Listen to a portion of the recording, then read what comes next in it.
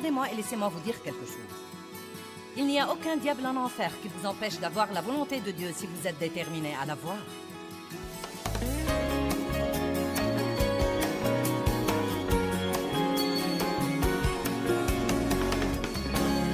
Combien d'entre vous comprennent l'importance d'avoir une attitude agressive?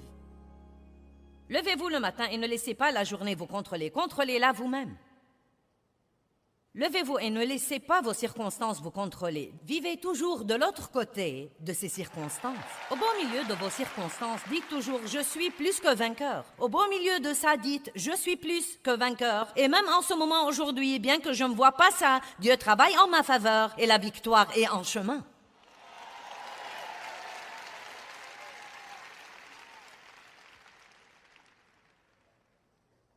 Vous devriez être un super-héros spirituel. J'aime ça. Le monde a désespérément besoin de bons exemples. Mon mari a été un héros pour moi. J'ai observé sa paix, j'ai observé sa joie, et plus que toute autre chose, j'ai observé sa stabilité. Le seul fait d'être stable amène les gens à vous admirer et à vouloir ce que vous avez, parce que nous n'avons pas beaucoup de stabilité dans le monde aujourd'hui. Nous avons ces hauts et bas un peu partout, et tout est dysfonctionnel et bizarre au maximum. Mais Jésus est le même hier, aujourd'hui et éternellement, et il veut que nous ayons la stabilité dans nos vies.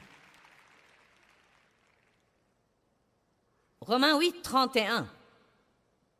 Si Dieu est pour nous, qui peut être contre nous? Si Dieu est de notre côté, qui craindrons-nous? Qui peut être notre adversaire si Dieu est de notre côté? Qui croit que Dieu est avec lui et qu'il est de son côté?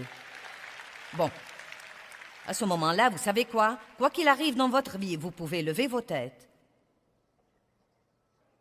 et dire « Je ne sais pas ce que fait Dieu, mais je sais vraiment que Dieu s'occupera de moi. » Et vous devez verbaliser votre foi en Dieu. « Dieu, je te fais confiance, je te crois. » Ne parlez pas de vos soucis et à quel point tout est terrible. Parlez de ce que fait Dieu. Parlons de ce que fait Dieu beaucoup plus que nous ne parlons de ce que fait le diable. Pouvons-nous faire ça?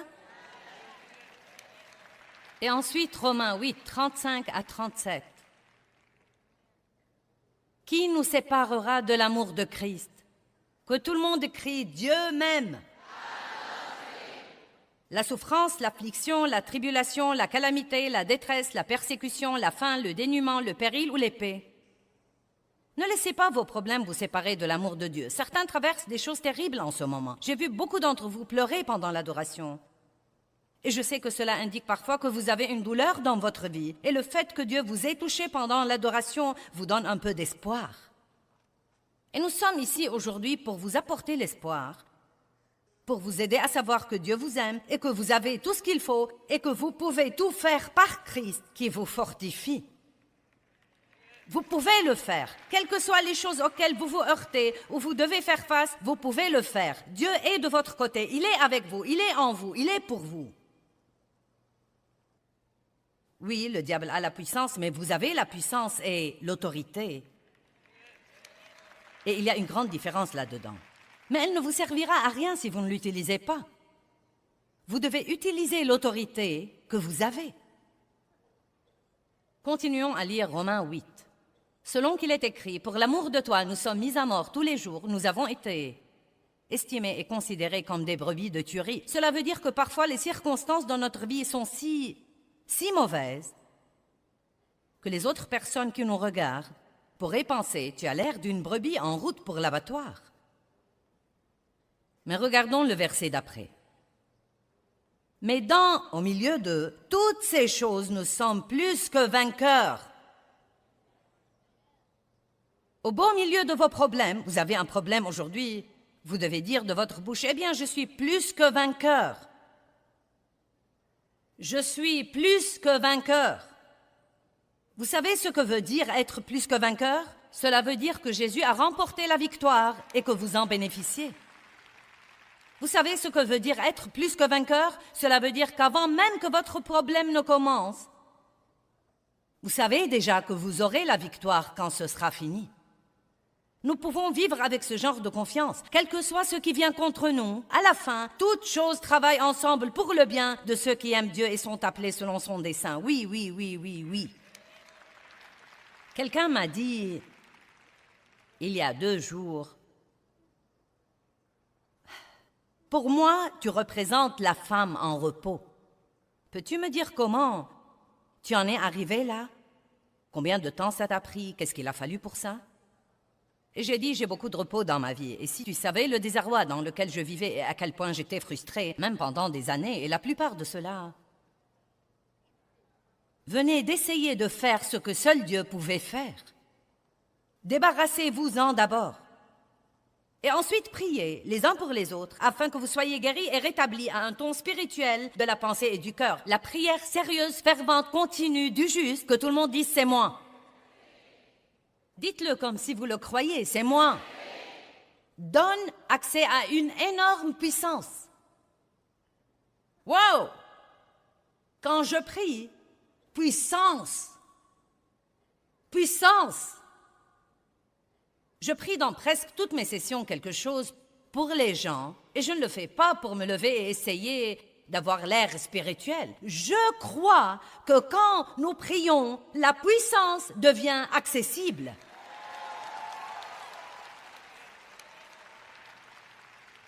Vous vous levez le matin, vous dites, Dieu, je te demande de me protéger aujourd'hui, de protéger ma famille. À ce moment-là, un groupe d'anges est immédiatement mobilisé pour vous protéger. Eh bien, j'ai prié ça et j'ai eu un accident. Eh bien, vous n'êtes pas mort.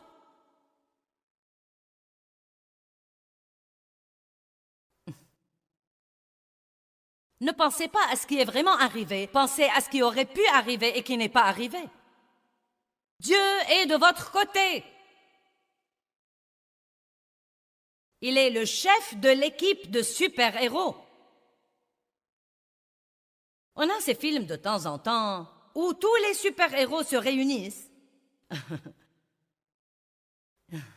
Et c'est comme ça que nous devons être. Les super-héros baptistes, les super-héros presbytériens, les super-héros luthériens, les super-héros charismatiques. Nous pourrions tous porter des costumes différents. Mais nous devons combattre ensemble, Jésus étant le commandant de l'armée. Et nous devons faire savoir à l'ennemi qu'il ne pourra pas provoquer assez de division entre nous pour partager notre puissance à tel point que nous devenions tous une bande de mauviettes faibles. Amen. Alléluia. Je vais vous raconter une petite plaisanterie baptiste pendant que je suis ici.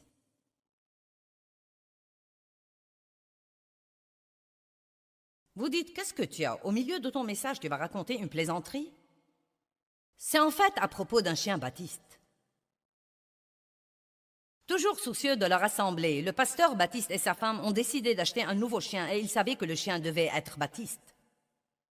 Ils ont visité plusieurs chenils et expliqué leurs besoins et finalement ils ont trouvé un chenil dont le propriétaire leur a assuré qu'il a le bon chien. Le propriétaire leur a présenté le chien et il a dit au chien « Va chercher la Bible ». Le chien a bondi vers l'étagère à livres, a scruté les livres, a localisé la Bible et l'a apportée. « Trouve-moi maintenant le psaume 23 » a-t-il dit au chien. Le chien a laissé tomber la Bible par terre, a montré une dextérité avec ses pattes, a feuilleté la Bible et a trouvé le passage correct. Et l'a désigné avec sa patte.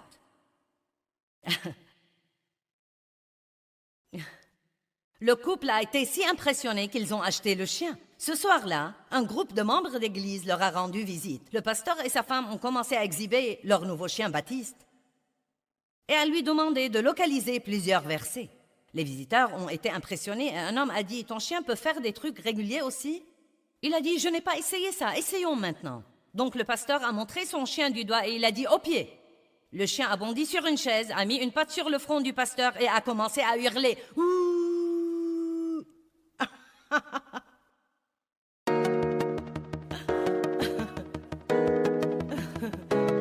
Le pasteur a regardé sa femme choquée et a dit « Seigneur, il est pentecôtiste !»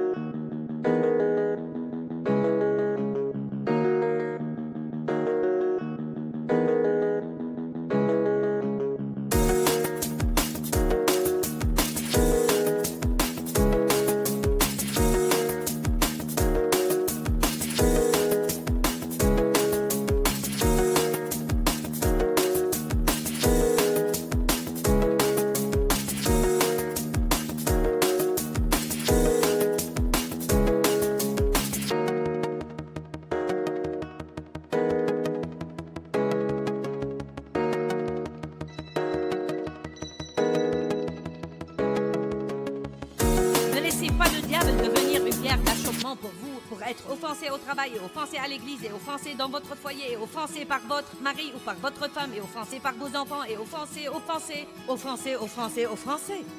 Prenez la décision aujourd'hui de surmonter la colère et le non-pardon et de travailler pour être une bénédiction partout où que vous alliez.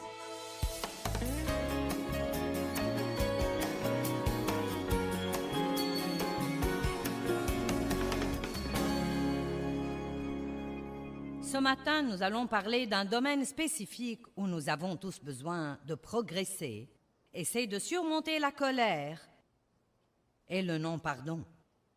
Surmonter la colère et le non-pardon. Je me demande combien de personnes en colère il y a ici. Ce n'est pas parce que nous sourions les uns aux autres et que nous disons « Dieu soit loué, merci Jésus » et que nous chantons que nous ne sommes pas fâchés.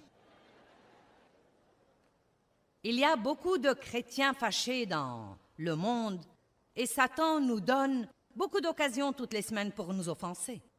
Donc, si vous êtes ici et que vous n'êtes pas en colère et que vous n'avez aucun non-pardon, cela ne veut pas dire que le message n'est pas pour vous, car vous aurez des occasions avant la fin de la semaine.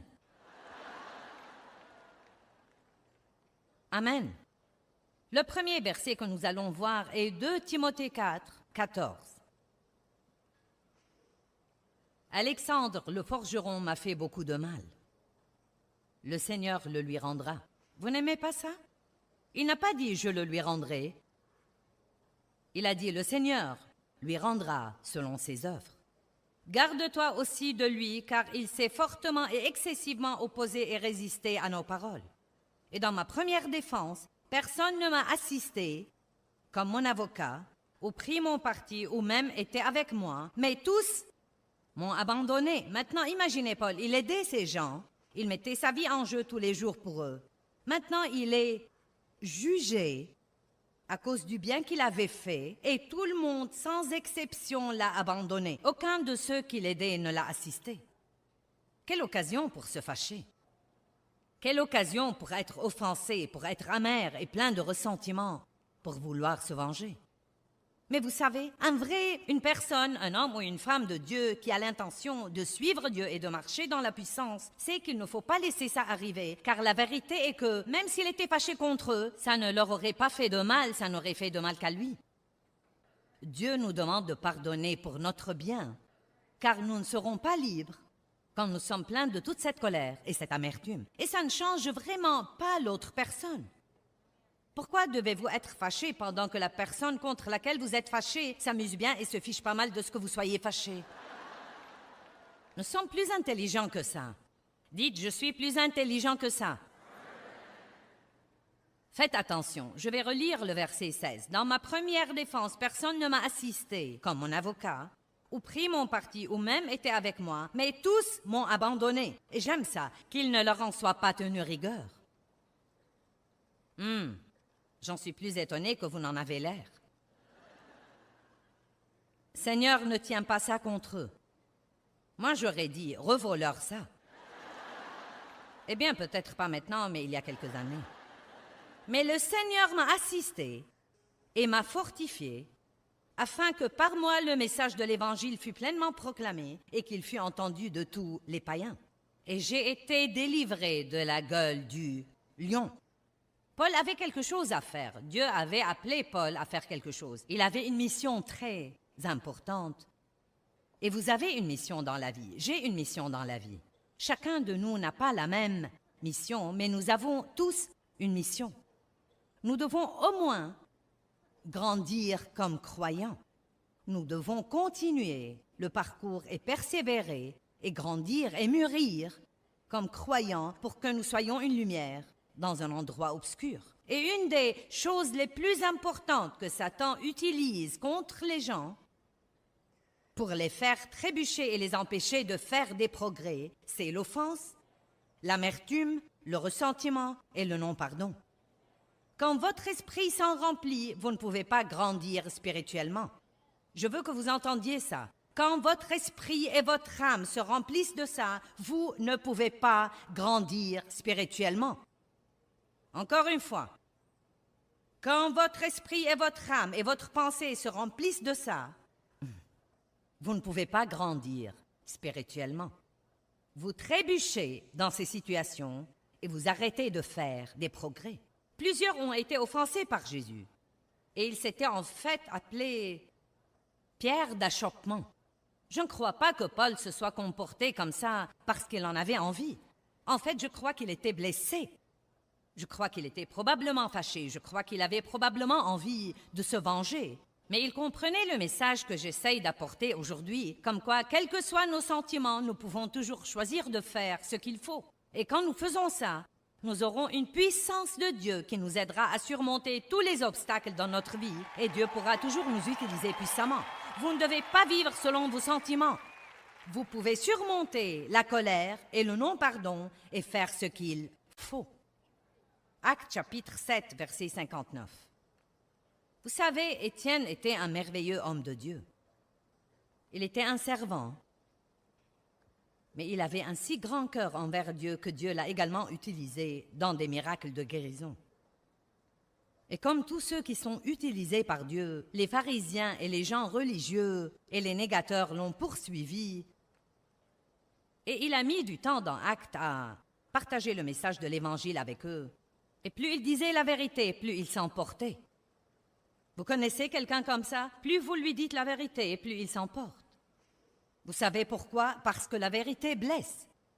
Mais seule la vérité nous affranchira. Donc Étienne leur disait la vérité, et plus il disait la vérité, plus il s'emportait. Et ils étaient finalement si furieux qu'ils ont décidé de le lapider.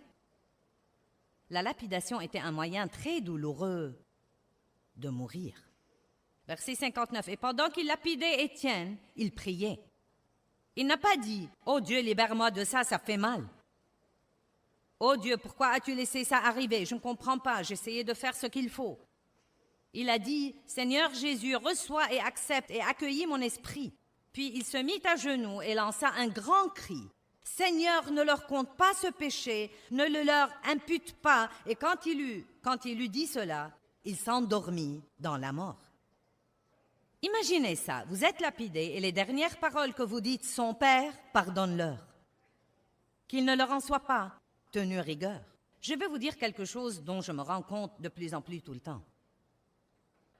Une des raisons pour lesquelles nous ne devons pas nous y prendre avec l'offense comme nous le faisons est que, honnêtement et sincèrement, la raison pour laquelle nous devons prier pour les gens est que si vous êtes un enfant de Dieu, quand quelqu'un vous blesse, est impoli envers vous, est peu aimable avec vous, en fait, ça le met vraiment en danger. Dieu n'apprécie pas qu'on maltraite ses enfants.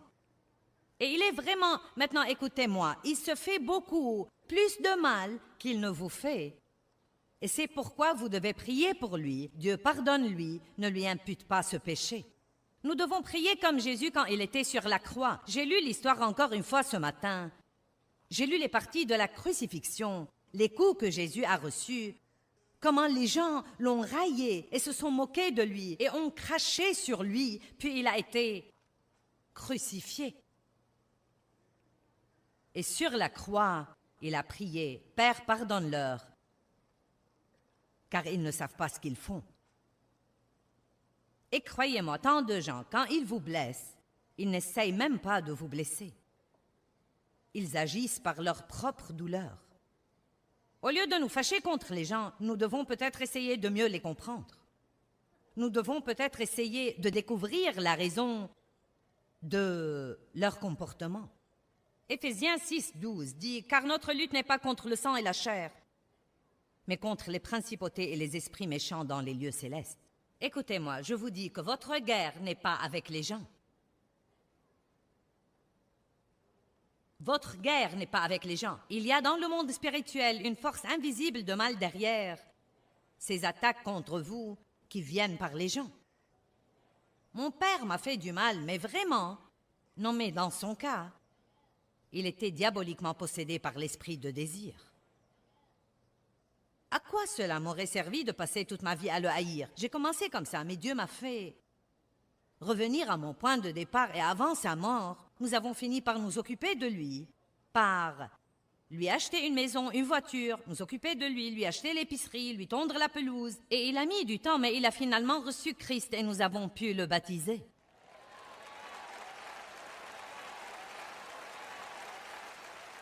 Il n'y a rien qui en dise plus long à vos ennemis que de continuer à être pieux avec eux. Mais ne laissez pas les gens vous marcher sur les pieds. Parfois, vous ne pouvez même pas rester dans une relation avec quelqu'un parce qu'il continue à vous blesser et à vous blesser. Mais vous ne devez pas vous fâcher contre lui. Et vous pouvez toujours prier pour lui, et vous ne devez pas être amer à cause de ce qu'il vous a fait. Rendez-vous service et pardonnez. Quand nous sommes blessés, nous commençons à blâmer. C'est très normal, vous voulez blâmer quelqu'un. Mais blâmer là où il ne faut pas blâmer ne fait qu'amplifier votre douleur. Il ne la supprime pas, ni la grille.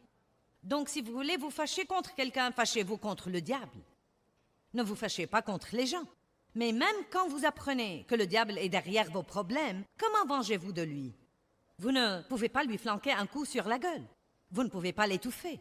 Vous ne pouvez pas l'étrangler. Même vous fâcher contre lui n'est pas la solution. Je vais vous révéler le plus grand secret dans la Bible. Le moyen de se venger du diable, c'est de faire autant de bien que vous pouvez, tous les jours, à tout le monde, partout où que vous alliez. Cela le rend fou.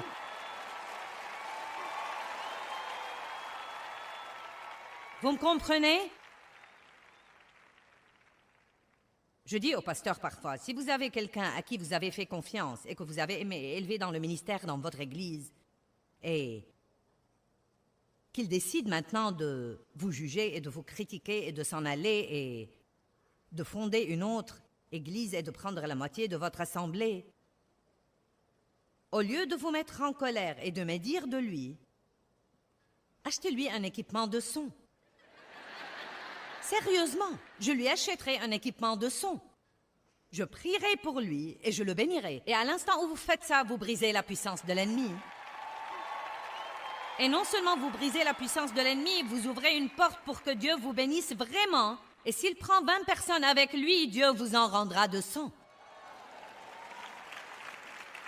Et pas seulement ça. Ce qu'il y a, c'est que s'il ne se comporte pas correctement, il ne réussira pas de toute façon. Vous ne devez pas le craindre.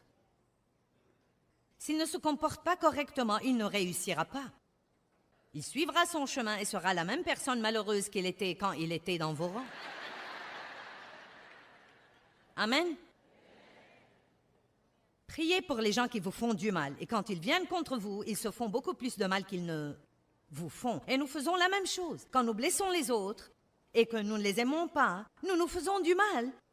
Parce que ce n'est pas comme ça que Dieu veut que nous nous comportions. Je crois qu'un des versets les plus puissants dans la Bible est Romains 12, 21. Je voudrais que nous le regardions.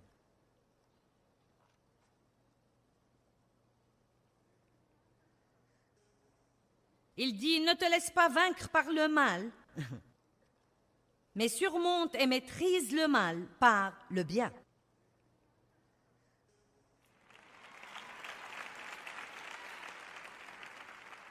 Ne rendez pas l'insulte pour l'insulte, ne rendez pas le mal pour le mal.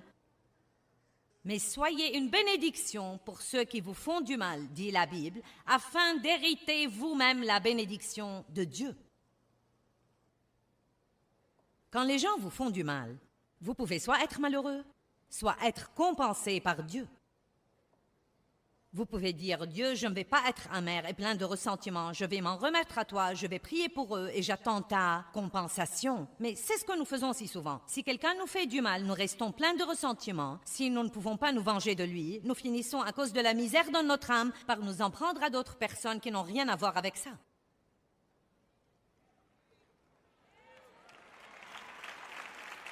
J'ai essayé pendant longtemps d'amener Dave à me compenser pour ce que mon père m'avait fait. Je ne me rendais pas compte que je faisais ça.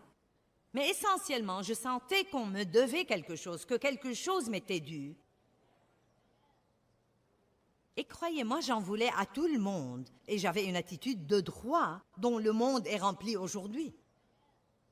J'ai droit à ceci, j'ai droit à cela. Eh bien, c'est mon droit. Vous savez, personne n'a droit à rien s'il ne fait pas ce qu'il faut pour l'avoir. Amen. Laissez-moi répéter. Personne n'a droit à rien juste parce qu'il est ici, sur la planète Terre, s'il ne fait pas ce qu'il devrait faire pour l'avoir. Et je ne dis pas de ne pas aider les gens qui ont besoin d'aide et qui méritent d'être aidés. Mais l'attitude de droit que prennent les gens est vraiment incroyable. Et ce qu'ils attendent quand ils viennent travailler sans avoir aucune expérience. Non, mais aujourd'hui, les gens s'attendent à avoir ce qu'on mettait normalement 30 ans pour gagner.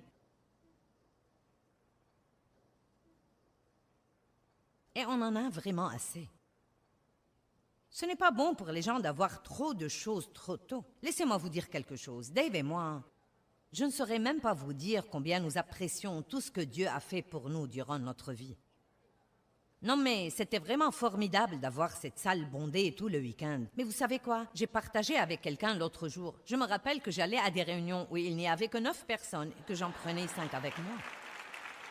Et je ne veux pas oublier ces jours-là. Je ne veux pas oublier ces jours-là parce qu'ils me rappellent la fidélité de Dieu. Dans Deutéronome 8, il dit « Souviens-toi de tout le chemin par lequel je t'ai pris pendant ces 40 années dans le désert, afin de t'éprouver pour savoir si tu garderais mes commandements afin de pouvoir te bénir. » Si nous n'avons pas ce genre d'année, nous ne saurons pas nous y prendre avec les bénédictions, et aucune quantité de bénédictions ne sera jamais assez. Nous allons vouloir encore et encore et encore. C'est pourquoi nous devons faire attention de donner trop aux gens trop tôt. La Bible dit « Ne mettez pas un nouveau converti en position de leadership, de peur qu'il ne s'enfle d'orgueil. »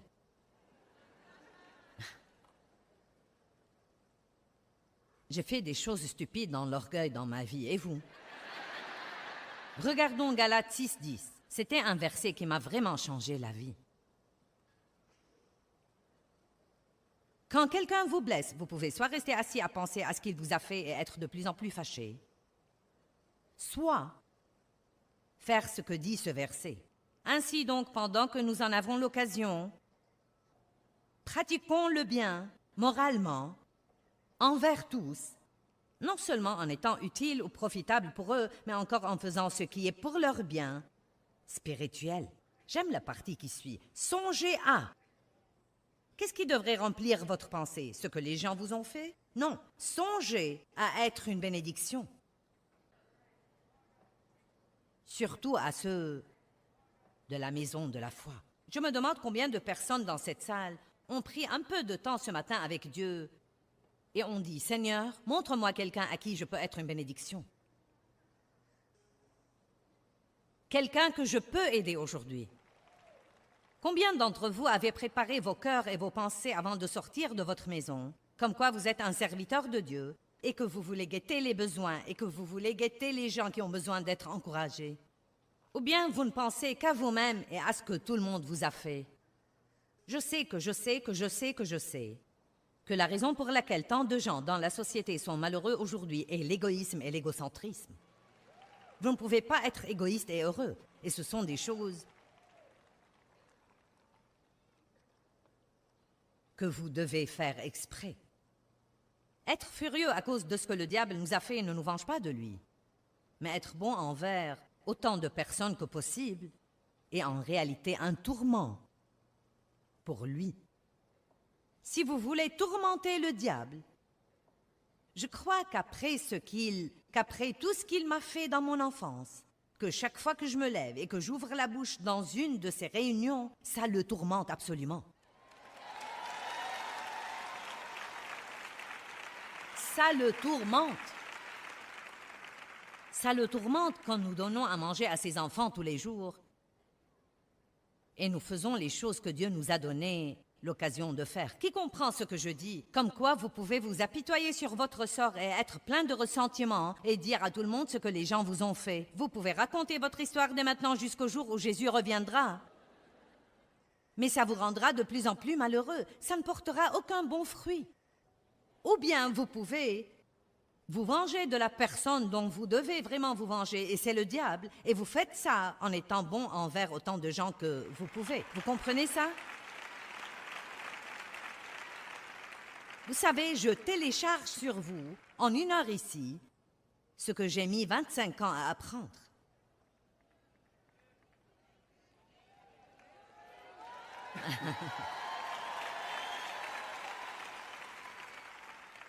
J'espère vraiment que vous pourrez comprendre la puissance de ce que je vous dis. Dans Actes 10, 38, la Bible dit « Voyez comment Dieu a oint Jésus de Nazareth du Saint-Esprit et de force, et qu'il allait de lieu en lieu faisant du bien. » J'aime ça. C'est la simplicité de la vie chrétienne. Ne laissez pas le diable devenir une pierre d'achoppement pour vous, pour être offensé au travail, et offensé à l'église, et offensé dans votre foyer, et offensé par votre mari ou par votre femme, et offensé par vos enfants, et offensé.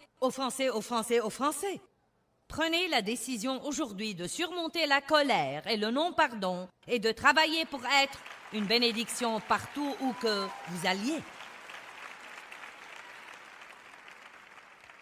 Maintenant, nous revenons de nouveau aux sentiments. Joyce, je ne peux rien changer à mes sentiments.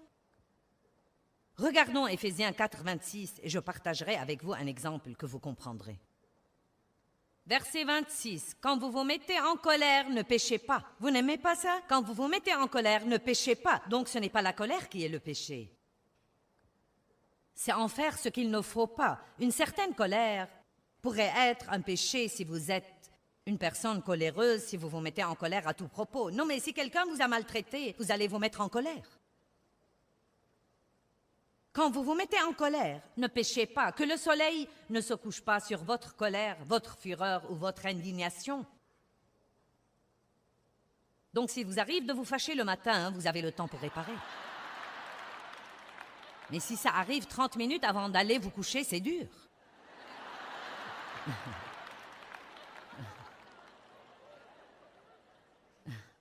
Vous savez, quand Dieu dit des choses comme ça, il ne plaisante pas. N'allez pas au lit fâché. N'allez pas vous coucher fâché. On ne sait jamais quelle porte ça ouvre à l'ennemi.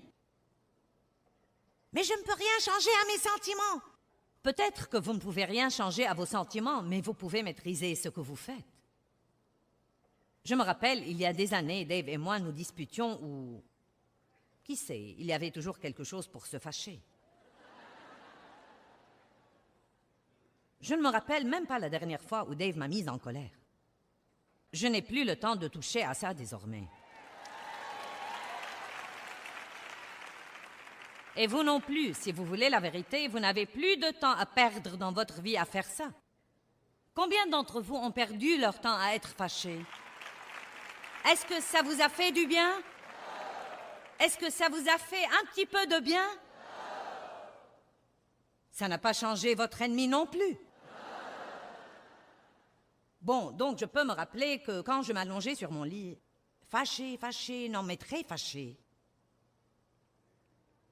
Et Dave commençait déjà à s'assoupir, vous savez que Dave... Et cela me rendait plus fâché. Je dormais sur le bord du matelas parce que je ne voulais surtout pas le toucher. Eh bien, ne me touche pas. Et s'il avait toute la couverture, je gelais. Parce que je ne voulais pas lui demander la couverture. Laissez-moi vous poser cette question. Il dormait, il avait de doux rêves, et j'avais froid et j'étais malheureuse. Maintenant, qui était le plus intelligent?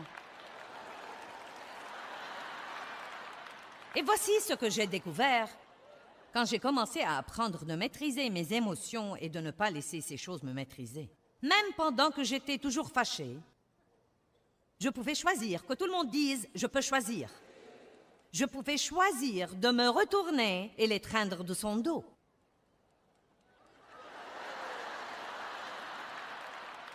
Oh! Dieu ne m'oblige pas à faire ça. S'il te plaît. Mais vous savez, quand je le faisais, je me sentais tellement libérée. Vous vous sentez tellement libéré quand vous faites ce qu'il faut. Eh bien, je prie que l'émission d'aujourd'hui vous motivera à surmonter la colère et le non-pardon. Il est temps de récupérer votre vie. Rappelez-vous que le non-pardon vous fera toujours plus de mal qu'il ne fera aux autres.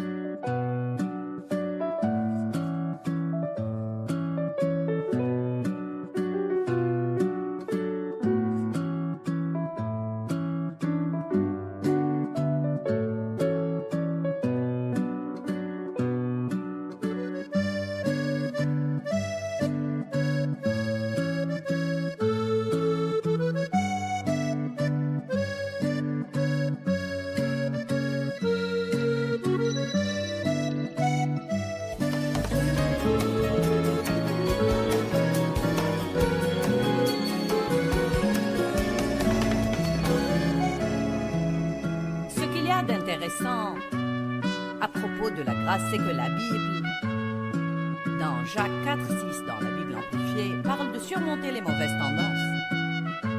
Il dit, Dieu nous donnera grâce sur grâce pour surmonter cette mauvaise tendance et toutes les autres entièrement. La mauvaise tendance dont il parle, c'est de ne pas donner la priorité à Dieu et d'être un ami du monde, d'être fidèle au monde, mais infidèle à Dieu, de ne pas passer du temps avec Dieu, de ne pas lui donner assez d'importance dans notre vie. Il dit que Dieu est un Dieu jaloux. Et si vous êtes un ami du monde, cela fait de vous un ennemi de Dieu. Vous devez décider où vous voulez être. Il dit, mais Dieu nous donnera grâce sur grâce pour surmonter cette mauvaise tendance et toutes les autres entièrement. Bon, mettons que j'ai un problème et que j'ai évidemment besoin de l'aide de Dieu. Je dois alors me brancher.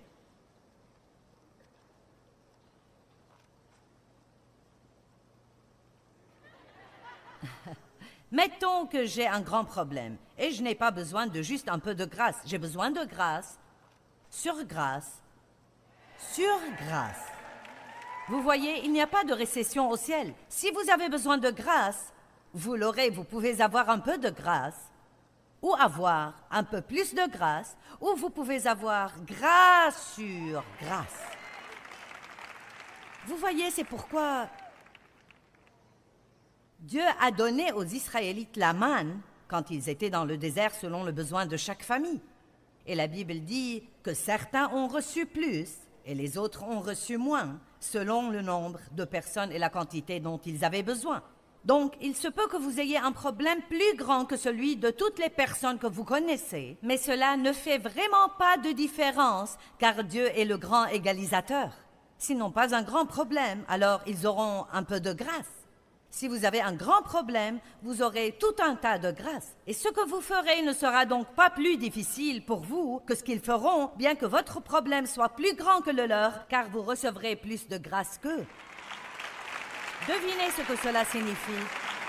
Arrêtez de vous apitoyer sur vous-même. Oh, je me suis devancé, c'est pour plus tard dans le message. Êtes-vous débranché? Maintenant. Il y a des gens qui se branchent sur la puissance de Dieu. Ils l'apprennent. C'est comme, oui, par la grâce, par la foi. Si je veux rester, si je veux que ma vie reluise, si je veux que la puissance rayonne dans ma vie, je dois rester branché. Vous avez donc le processus qui fonctionne dans votre vie et pourtant, quelque chose arrive. Vous faites sauter un fusible. Je pourrais vous apprendre beaucoup de choses sur comment faire sauter des fusibles dans votre vie, mais je vais focaliser sur 3. J'en ai déjà mentionné une. La rancune, la colère irrésolue, un esprit sans amour. Ces choses vous feront sauter un fusible spirituel. En d'autres termes, vous pouvez faire les choses en croyant que vous les faites comme il faut. Mais s'il y a des foutaises dans votre vie, ça va vous entraver spirituellement et ça va arrêter votre exaucement. N'oubliez pas, vous avez prié. Dieu dit que vous l'aurez. Il y a une promesse. Vous l'aurez. Que tout le monde dise « je l'aurai ». Mais il ne nous dit pas quand nous l'aurons. C'est donc pour nous une affaire de temps. Qui sont dans cette affaire de temps en ce moment?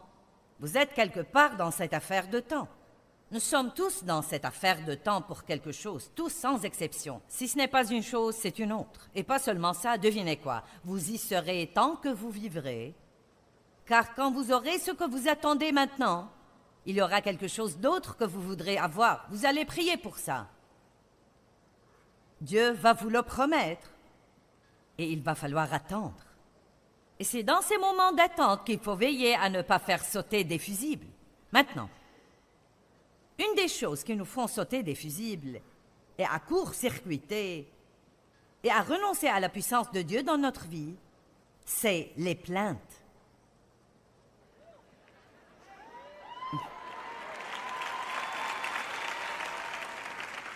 Car si vous comprenez vraiment la nature de la grâce toujours provoque une attitude de gratitude. Non mais, à quel point nous devons être reconnaissants? Pas une seule personne régénéré, ne devrait jamais se plaindre de quoi que ce soit, car vous êtes quelqu'un qui n'ira pas en...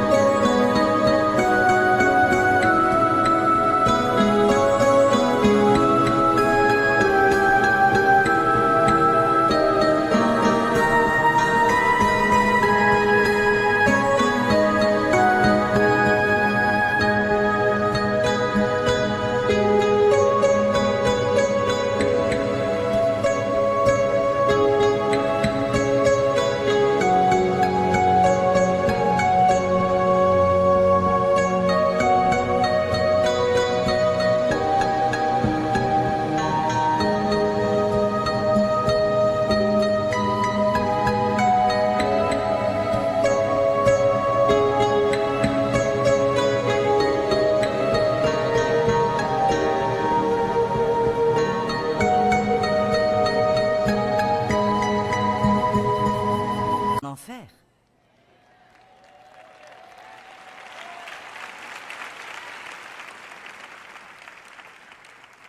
Non, mais Dieu fait tellement pour nous que c'est absolument époustouflant et extraordinaire. Et pourtant, nous trouvons quelque chose pour nous plaindre. Et se plaindre est péché. Je ne crois pas que ce soit une erreur. Je ne crois pas que ce soit une petite faiblesse ou notre nature humaine. Mais je crois que c'est un péché. Et je crois que nous devons avoir une peur révérentielle des plaintes. Car je vous dis qu'elle court-circuite la puissance de Dieu. Qui comprend où j'en suis en ce moment? Cela court-circuite la puissance de Dieu quand nous commençons à trouver une ou deux petites choses dans notre vie que nous n'aimons pas, ou 3 ou 4 ou 5 ou 10 ou autant que vous croyez. Quel que soit le nombre de choses que vous n'aimez pas, si vous comptez vos bénédictions, vous trouverez qu'elles l'emportent de loin sur tout ce que vous croyez être mauvais dans votre vie. Amen. Les gens viennent à une réunion comme celle-ci et nous recevons des lettres. Des gens qui se plaignent de l'éclairage. Eh bien, vous voulez me voir à la télé? En ce cas, ce ne sera pas très bon si vous regardez mon programme télé de me voir assise dans le noir. Des gens se plaignent. Vous savez, non, mais pas tout le monde, mais certains. Et croyez-moi, c'est vraiment, vraiment lassant. Non, mais laissez-moi tranquille. Dites-moi ce que vous avez aimé. La musique était trop forte. Eh bien, les jeunes aiment beaucoup la musique forte. Et... Vous savez, ce qu'il y a, c'est que les gens qui n'aiment pas la musique forte ont été sauvés il y a 40 ans et ils ne font rien de toute façon. Nous avons donc décidé de nous occuper des jeunes.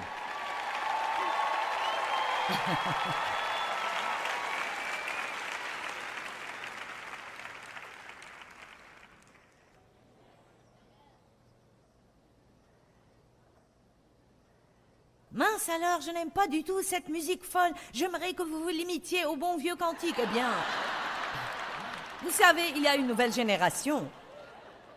Et il faut les amener à l'église. Et nous ne pouvons pas les obliger à être comme nous. Nous devons aller les chercher.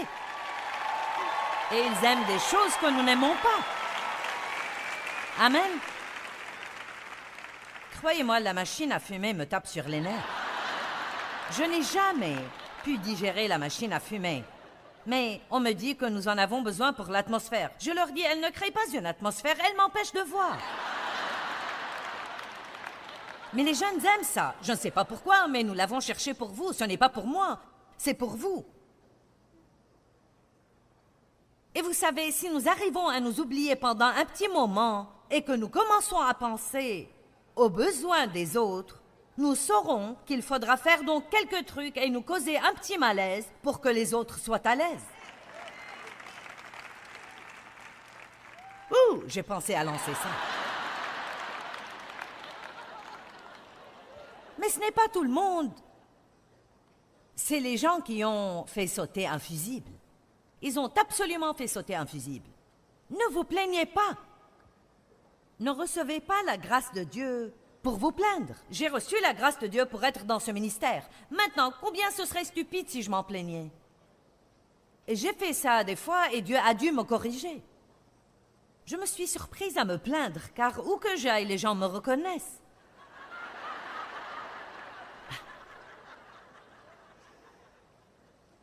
centre commercial ici, on m'a arrêté 25 fois. J'étais épuisée. Et je m'en plaignais une fois. Et Dieu a dit, si tu veux que personne ne te reconnaisse, je le ferai. Oh, je suis désolée, Dieu, je suis désolée. J'ai reçu la grâce pour faire quelque chose, puis je me suis surprise à me plaindre. J'ai supplié Dieu de me laisser prêcher l'Évangile dans le monde entier, puis je me suis surprise à me plaindre car j'étais dans les hôtels tout le temps. Oh oui, bien des fois, la chose même que nous demandons à Dieu, c'est la chose dont nous finissons par nous plaindre. Les gens croient qu'ils sont au paradis quand ils trouvent un emploi au ministère de Joyce Meyer. Non, mais cela vient avec la chair de poule et tout le reste. Puis ils découvrent qu'ils ne vont probablement jamais me voir, car je me déplace tout le temps. Puis ils découvrent qu'ils doivent travailler comme tous les autres, et que nous avons un standard élevé et que nous exigeons l'excellence. Et peu de temps après, le travail même qu'ils ont cru que Dieu a fait un miracle exceptionnel quand ils l'ont trouvé, s'ils ne comprennent pas ce dont je parle, ils peuvent commencer à s'en plaindre. Certains ont perdu leur emploi dont ils se sont plaints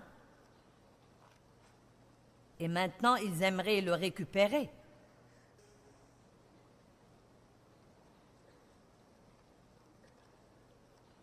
Cet homme que tu as épousé, ma chère, et dont tu te plains tout le temps, il y a une femme solitaire ici qui t'en débarrasserait. Allez, je crois que nous nous amusons trop pour une église. Ouh, Jésus!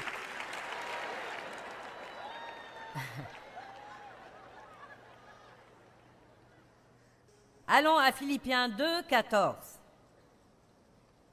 Nous devons avoir une attitude de gratitude. Qui ne supporte pas quand il fait tout son possible pour subvenir aux besoins de ses enfants et ils ne font que trouver quelque chose pour se plaindre? Eh bien, Dieu a le même sentiment. C'est un grand défi de terminer une journée sans se plaindre. Philippiens 2, 14, voyons-le. Faites toutes choses sans murmure, ni critique, ni plainte contre Dieu, ni réticence, ni doute parmi vous. Vous me dites, eh bien, je ne me plains pas de Dieu, je me plains tout simplement de ma vie. N'est-ce pas vous qui avez dit, Dieu, je crois que c'est toi qui commandes. Que ta volonté soit faite, Seigneur. Mes destinées sont dans ta main, je te fais confiance, mais je n'aime certainement pas ça. Faites toutes choses. Faites votre vaisselle sans murmure. Allez à l'épicerie sans murmure. Nettoyez votre maison sans murmure. Faites la vidange sans murmure. Tondez votre pelouse sans murmure. Conduisez dans le trafic sans murmure. Payez vos factures sans murmure. Ouh, Jésus! Sortez du parking ce soir sans murmure.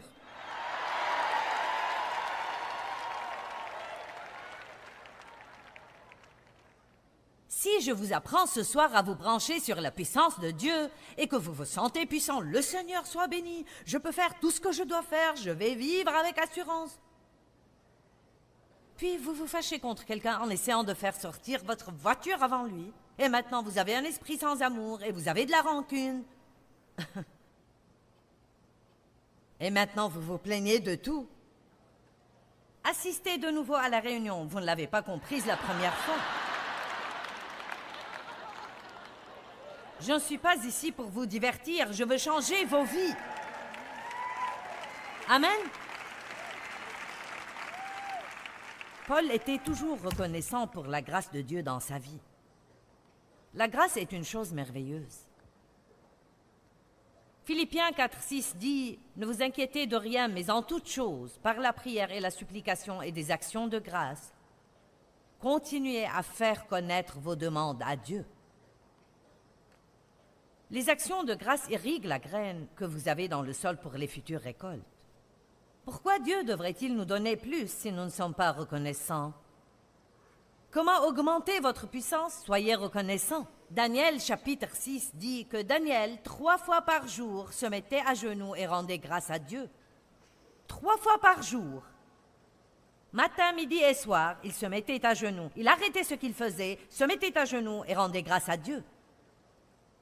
Vous devez régler un réveil, régler l'alarme sur votre téléphone, et quand ça sonne, arrêtez tout, mettez-vous à genoux et rendez grâce à Dieu. Peut-être que ça deviendra comme un antidote contre les plaintes.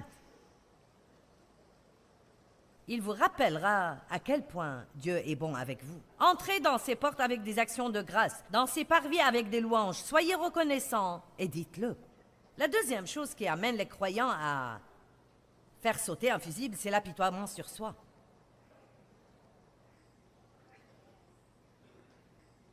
Certains reçoivent la grâce de Dieu pour les aider, mais ils continuent à s'apitoyer sur eux-mêmes. Pauvre de moi, j'ai perdu tant d'années à m'apitoyer sur moi-même, et Dieu a finalement dit, tu peux être soit pitoyable, soit puissante, mais tu ne peux pas être les deux à la fois.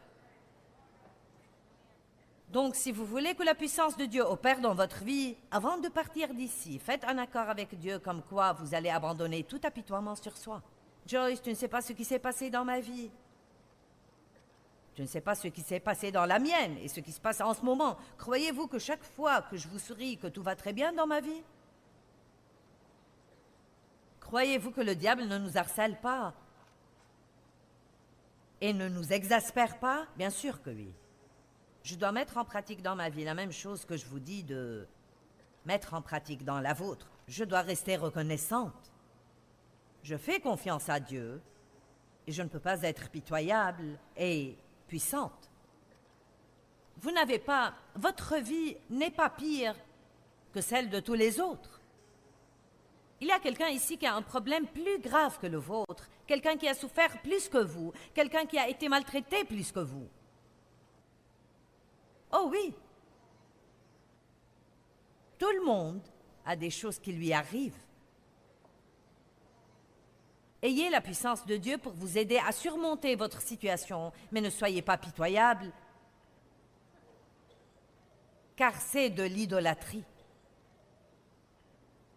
Vous dites, je n'adore pas une idole. Quand vous êtes rempli d'apitoiement sur vous-même, tout devient axé sur votre moi. Et moi alors, et moi alors. Vous ne voyez aucune des bénédictions de Dieu, mais tout ce qui ne va pas dans votre vie. Vous devez faire très attention à ce genre de truc, car Satan essaye de nous entraîner là-dedans. Je me suis apitoyée sur moi-même pendant des années parce que mon père avait abusé sexuellement de moi.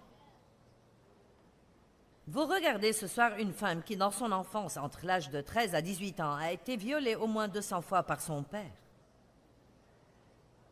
Ne me dites pas que c'est insurmontable. Si quelqu'un est en Christ, il est une nouvelle créature.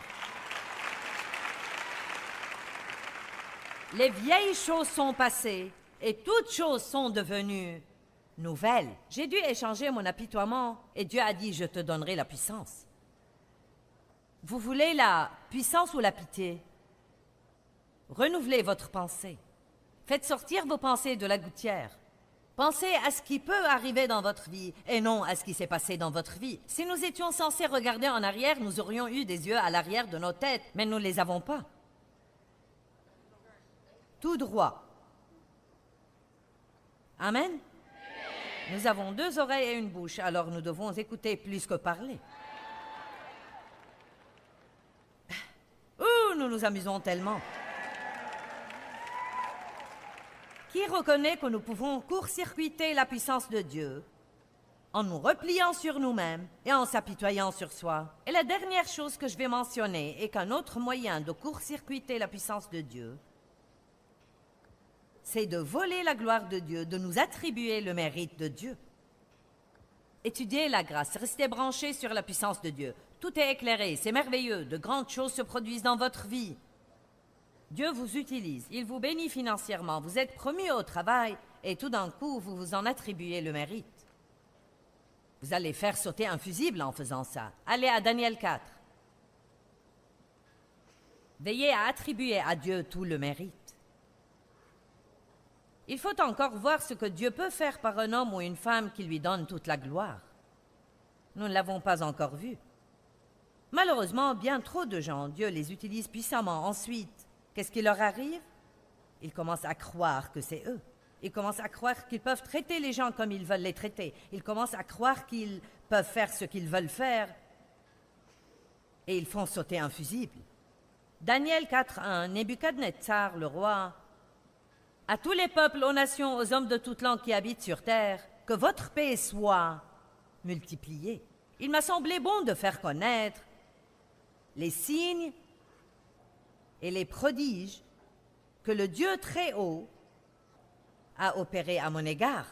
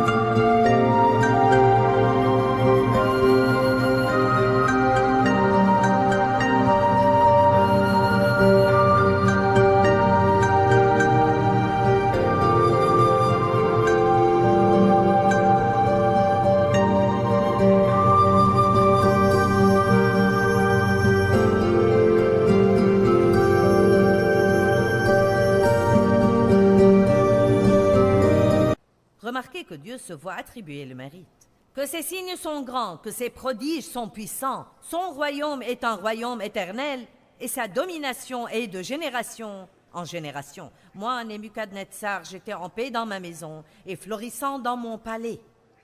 J'adore ça. Fixez les yeux sur Dieu, c'est lui qui fait ça. Les bonnes choses que vous voyez se produire dans ma vie, c'est de Dieu. Ce sont ses miracles, ce sont ses signes, ce sont ses prodiges. Fixez les yeux sur Dieu. Et tant qu'il était comme ça, il était en paix et il continuait à prospérer. Je ne sais pas ce qui est arrivé, mais 30 versets après,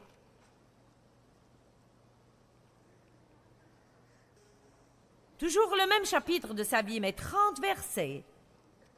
Je ne sais pas ce que ces 30 versets représentent, mais probablement pas très longtemps que ça. Et le verset 29 dit « Et au bout de 12 mois, comme il se promenait dans le palais royal à Babylone, le roi dit « N'est-ce pas ici Babylone la grande que j'ai bâtie ?» Bête, bête et doublement bête. Comme résidence royale par la puissance de ma force et pour l'honneur et la gloire de ma magnificence, la parole était encore dans la bouche du roi, qu'une voix descendit du ciel dit, « Roi Nebuchadnezzar, il t'est dit, le royaume s'en est allé d'avec toi. » Il a fait sauter un fusible. Il a tout perdu. Dans Acte 3, les 13 premiers versets, nous voyons que Pierre et Jean étaient assis hors d'une porte. Un homme boiteux est venu demander l'aumône. Pierre a dit, « Je n'ai ni argent ni or, mais ce que j'ai, je te le donne. Au nom de Jésus-Christ le Nazaréen, lève-toi et marche. » Et à l'instant où l'homme a été guéri, les gens ont commencé à les glorifier et à leur attribuer le mérite. Et je veux vous lire ce que ils ont répondu. C'est dans Acte 3.12. Et Pierre, voyant cela, répondit au peuple, « Hommes israélites, pourquoi vous étonnez-vous de cela? Pourquoi avez-vous les regards fixés sur nous, comme si c'était par notre propre puissance ou par notre piété active que nous eussions fait marcher cet homme? Le Dieu d'Abraham, d'Isaac et de Jacob, le Dieu de nos pères, a glorifié son serviteur Jésus en lui faisant cet honneur que vous avez en effet livré et renié et rejeté et refusé. C'est lui qui a fait ça, pas moi. » Rappelons-nous que nous ne pouvons pas voler la gloire de Dieu. Or, la Bible dit dans 1 Corinthiens que Dieu choisit exprès les choses faibles et les choses folles de ce monde, les choses que le monde jette et qui sont sans importance et sans valeur, et qu'il les utilise dans sa boîte à outils pour travailler par elles sur terre. Il choisit des gens comme moi et des gens comme vous. Dieu choisit beaucoup de gens qui n'ont aucune idée de ce qu'ils font. Il choisit des personnes qui n'ont pas assez d'instruction, qui n'ont pas d'argent et personne pour les aider. Et il dit « Allez et je serai avec vous ». La partie « Allez » vient en premier. Allez et je serai avec vous. Il a dit à Abraham, laisse tout le confort et va dans un lieu que je te montrerai. Abraham a dit, montre-moi et j'irai. Et Dieu a dit, va et je te montrerai. J'adore ce que la Bible dit sur Abraham. Il est allé, bien qu'il ne soit pas tracassé pour le lieu où il était censé aller. Il a fait ce pas de foi et il a dit, je fais confiance à Dieu. Dieu choisit les choses faibles et les choses folles du monde pour confondre les sages, et la raison pour laquelle il fait ça est afin que nul mortel n'ait l'idée de s'attribuer le mérite de Dieu.